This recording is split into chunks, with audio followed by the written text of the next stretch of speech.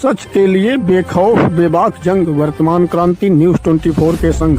नमस्कार, स्वागत है आपका आपके अपने वेब चैनल वर्तमान क्रांति न्यूज 24 में।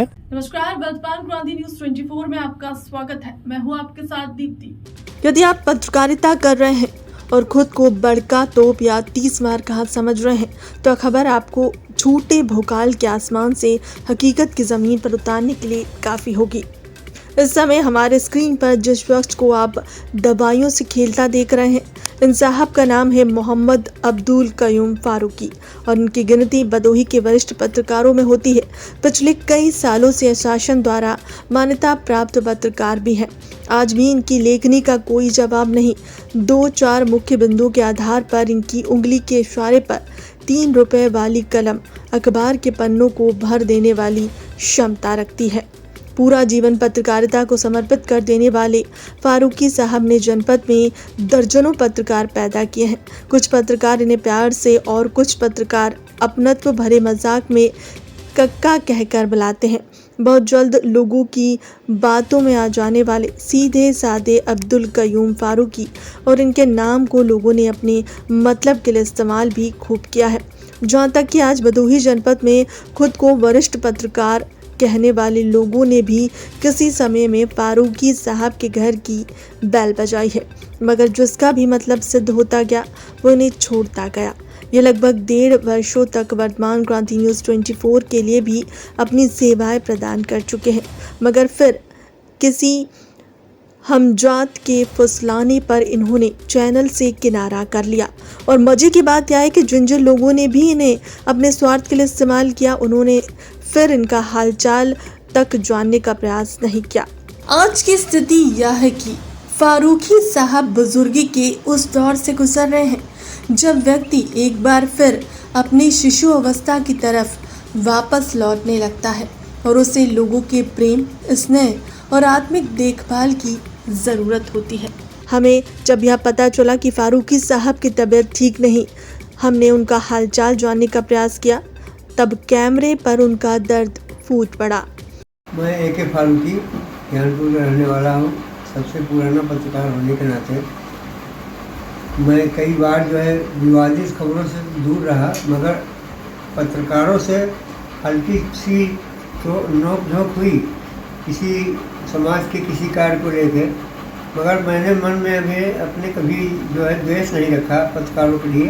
पत्रकारों के हित के लिए मैं सदैव कार्य करता रहा और सारे पत्रकारों की खोज खबर बराबर लेता रहा। इस वक्त मेरी उम्र 73 वर्ष की लगभग हो गई है और 73 वर्ष की उम्र में मैं आज भी कि अपने प्रेस में ईमानदारी से कार्य करता रहा। अक्सर लोग मुझे कक्का के नाम से पुकारते हैं, इसलिए कि मेरी उम्र ज़्यादा हो गई है और इस वक्त मैं मानसिक रूप से कुछ कि पीड़ित हूँ और कुछ शारीरिक रूप से भी पीड़ित हूँ। तो इस वक्त मैं दवा के सेवन से ही काम कर रहा हूँ। इलाहाबाद की दवा कर रहा हूँ और बनारस की दवा से मुझे नहीं फ़ायदा लगा, इलाहाबाद की दवा से मुझे फ़ायदा हो रहा है। मैं पत्रकारों से बिछड़ चुका हूँ बहुत दूर। जिनको मालूम है वो आते हैं मुझसे मिलने के लिए, जैसे आज आए हैं गंगाधर जी हमारी हाल खबर लेने के लिए। इनको मर्जी यही कि आपकी कोई खोज खबर नहीं ले रहा है, इसलिए मैं आपकी खबर चला दूँ क्या। मैंने इजाज़त दे दिया कि हाँ चला दीजिए, ताकि सारे पत्रकारों को मालूम हो जाए कि वर्ष 2026 के अंत में मैं पत्रकारिता जगत से दूर हो जाऊंगा, मगर मेरा सहयोग सूचना विभाग, प्रशासन और पत्रकारों के लिए हमेशा दरवाज़ा मेरा खुला है, जब भी चाहे वो मुझसे सहयोग ले सकते हैं। अच्छा, आप इतने मतलब डिस्टर्ब हैं अभी मानसिक रूप से। आपने बताया कि मैं मानसिक रूप से परेशान हूँ, शारीरिक रूप से भी परेशान हूँ और मैं दिशा देख भी रहा हूँ कि काफ़ी मतलब आप खा भी रहे हैं दवा। तो क्या पत्रकारों का फ़ोन आपके पास आना या आपसे मिलने जुलने का प्रयास किसी पत्रकार ने किया? नहीं, आप पहली बार गंगाधर जी आए हैं और जैसे मेरा कभी लोग जब भी हुआ था ऐसा बात नहीं है, मगर मन में उनके भी मन साफ था, मेरा भी मन साफ था। जब भी मैं फ़ोन आया उनका रिसीव किया, उनको जवाब दिया और पत्रकारों के लिए मैं हमेशा हर तरह से तैयार हूँ। आज भी मेरी जो ज़रूरत पड़ेगी मैं उसके लिए तैयार हूँ। अच्छा, पत्रकारों का फ़ोन आपके पास नहीं आता है? पत्रकारों का फ़ोन बहुत कम लोगों का आजा जाता रहता है। अच्छा, मिलने के लिए कोई आया? मिलने के लिए तो आप पहली बार आए हैं। और कोई नहीं आया है? नहीं, और कोई नहीं है। इमरान कभी कभी आते हैं 2 महीने से। तो क्या संदेश देना चाहेंगे जो आज के नए पत्रकार हैं, चूँकि आप देखिए वरिष्ठ पत्रकार हैं और पूरा जीवन आपने पत्रकारिता में अपना मतलब खपा दिया है, तो जो नए पत्रकार बन रहे हैं इनके लिए क्या संदेश देंगे आप? इनके लिए ये है कि पैसे कमाना छोड़कर भलाई के लिए, उपकार के लिए और सभी का सहयोग करते रहें, गरीबों की आवाज़ को उठाते रहें, दबे कुचलों की आवाज़ उठाते रहें, ईमानदारी से कार्य करें और पैसे की तरफ मत भागें। पैसा तो आदमी के हाथ का मैल है, आता जाता रहता है। जीवन भर लोगों के हक और न्याय की लड़ाई लड़ने के चक्कर में अधिकारियों, राजनेताओं और छुटभइये टाइप के माफियाओं की आंखों की किरकिरी बनने वाले एक सच्चे पत्रकार को जिंदगी के आखिरी दौर पर क्या हासिल होता है? इस खबर से बिना पंख के आसमान में उड़ने वाले पत्रकारों को सबक लेना चाहिए, मगर इसका मतलब यह कतई नहीं है कि एक पत्रकार के रूप में आप समाज के प्रति अपनी जिम्मेदारियों को भूलकर राजनेताओं और अधिकारियों की ही हुजूरी करते फिरें।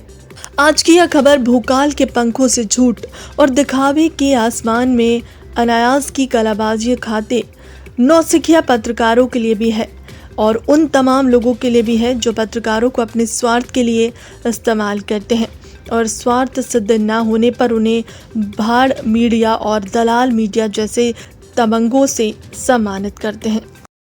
40 के बाद आदमी कितना पढ़ा लिखा है या अनपढ़ है, इसकी ज्यादा वैल्यू नहीं रह जाती।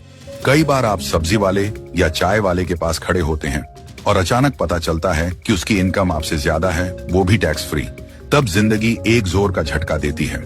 50 के बाद कोई कितना ही सुंदर क्यों ना रहा हो, चेहरा ऐसा बदल जाता है कि सुंदरता की सारी वैल्यू खत्म हो जाती है। इस उम्र के बाद सुंदर दिखना नहीं, स्वस्थ रहना ज्यादा जरूरी होता है।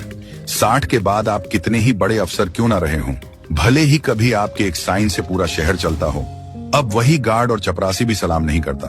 तो 60 के बाद बड़ी या छोटी पोस्ट की कोई वैल्यू नहीं रह जाती। 70 के बाद आपका घर बड़ा है या छोटा, इसकी भी कोई अहमियत नहीं रहती, क्योंकि जब घुटनों में दर्द होता है तो बड़ा घर ज्यादा तकलीफ देता है। एक कमरे से दूसरे कमरे तक जाना भारी लगने लगता है। उस समय छोटा घर ही सुकून देता है। 80 के बाद आपके बैंक अकाउंट में करोड़ों रुपए क्यों ना पड़े हों, आपकी टेबल पर रखा खाना कुछ 100 रुपए की दवाइयों से ज्यादा कुछ नहीं होता। आदमी पूरी जिंदगी भाग दौड़ करता है, पैसे के लिए न जाने कितने प्रपंच रचता है। दिमाग में एक ही सोच बैठी रहती है, अपना टाइम आएगा तब एंजॉय करेंगे।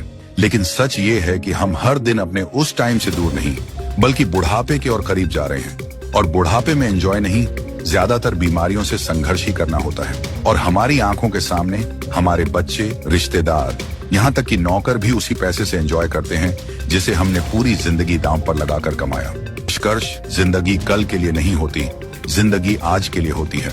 भगवान ने जो भी दिया है उसका आनंद अभी लेना सीखिए, स्वस्थ रहकर, अपनों के साथ और सुकून के पल जीकर। क्योंकि पैसा बाद में काम आए या न आए, लेकिन आज का समय अगर चला गया तो वो कभी वापस नहीं आता। फिलहाल के लिए खबरों में इतना ही, फिर मिलते हैं किसी बड़ी खबर के साथ। तब तक के लिए नमस्कार।